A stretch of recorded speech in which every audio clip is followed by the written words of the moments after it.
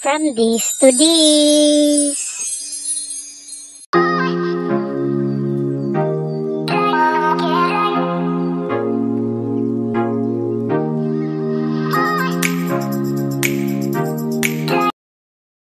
Hello guys! Welcome back to my YouTube channel!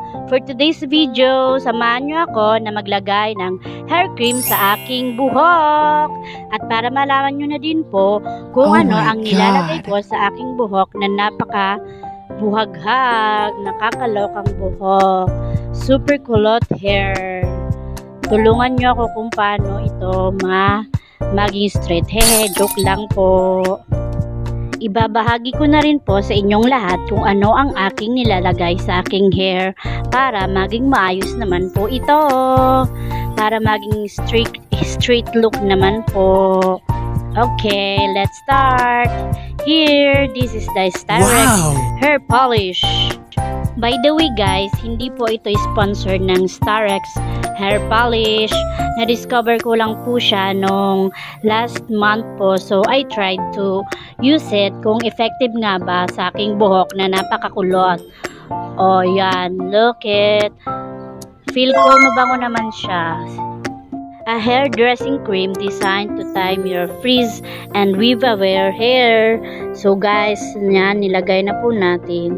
Super bango po siya at maganda po sa buhok. Para po siyang cream na yung gaya ng cream set. Nag-attempt po ako nito na maglagay kasi po super nakakaloka po itong hair ko kasi po ang buhok ko po ay makapal na po tsaka kulot, kaya super hirap po ako lalo na po pag umaga. Hirap po ako magsuklay ng aking buhok, lalo na po this summer na super init ang panahon. Kailangan po dapat lagi nakatala ang ating mga hair para naman hindi tayo masyadong mainitan. Ito po palang nabili ko ay 150 ml na hair dressing cream. Nag-try na din po ako dati ng mga ibang hair dressing cream pero hindi po siya maganda sa buhok ko, sa scalp ko po. Masyado po siyang madami, yung dandruff ko po dumami po siya, tsaka makati din po sa balat ng aking ulo pag halimbawa po po siya. Pag mainit po ang panahon, para po siyang nagtutubig, kaya nag-stop po ako nung ibang brand na nabili ko. Tapos po nag-start po ako mag-use nito na Stylix. Maganda po siya sa scalp ng buhok, hindi po siya mabaho.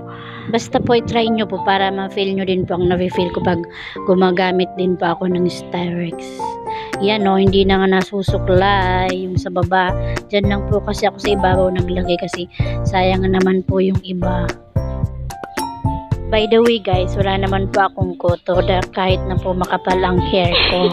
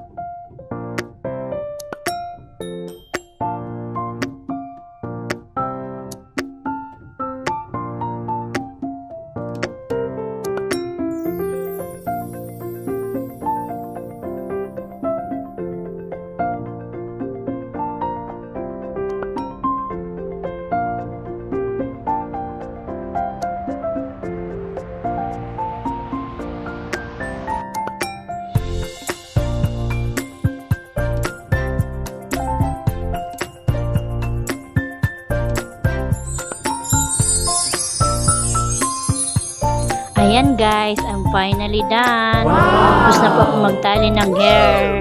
Tingnan nyo naman, super ganda, parang mag-aabay na po si inay.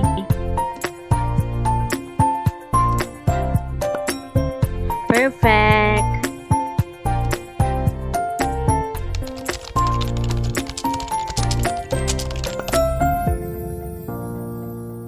Okay guys, we're finally done. Bye! Don't forget to subscribe to my YouTube channel. Bye!